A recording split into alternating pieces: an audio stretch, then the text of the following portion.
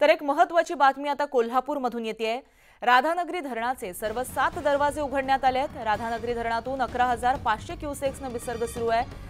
धरणाच्या पाणलोट क्षेत्रामध्ये पावसाचा जोर कायम आहे, तर धरण हे 100% भरल्यानं स्वयंचलित दरवाजे देखील उघडण्यात आले असून विसर्ग सुरू झालाय।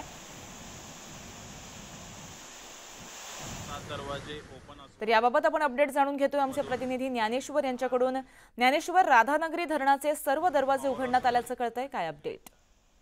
राधानगरी धरण पाणलोट क्षेत्रामध्ये मोठ्या प्रमाणात मुसळधार पाऊस झाला आणि पहाटे 4 वाजल्यापासून राधानगरी धरणाचे दरवाजे आहेत ते आता ओपन व्हायला सुरुवात झाली। एका तासाच्या अंतरात राधानगरी धरणाचे सर्व 7च्या 7 स्वयंचलित दरवाजे आहेत ते ओपन झालेत आणि त्यातून जवळपास 11,500 क्युसेस इतका विसर्ग आहे तो आता नदीपात्रामध्ये होताना पाहायला मिळते।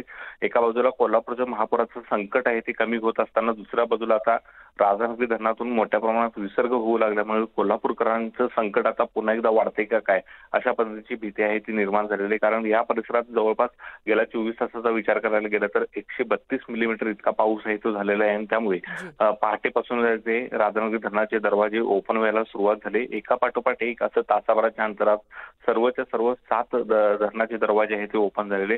खरं तर या वर्षीच्या पावसाळ्यात अशा पद्धतीची पहिलीच आहे ती घटना घडलेली आहे, कारण राधानगरीचे दरवाजे आहेत ते स्वयंचलित आहेत आणि शक्यतो सगळेचे सगळे दरवाजे आहेत ते कधीही ओपन होत नाहीत। मात्र यावर्षी हे सगळे दरवाजे ओपन झाल्यामुळे कोल्हापूरकरांचं संकट आहे ते आणखीन वाढण्याची भीती आता व्यक्त केली जाते। जी, अपडेट वेळोवेळी घेत राहणार आहोत ज्ञानेश्वर। तत्पूर्वी धन्यवाद तुम्ही दिलेल्या माहितीसाठी।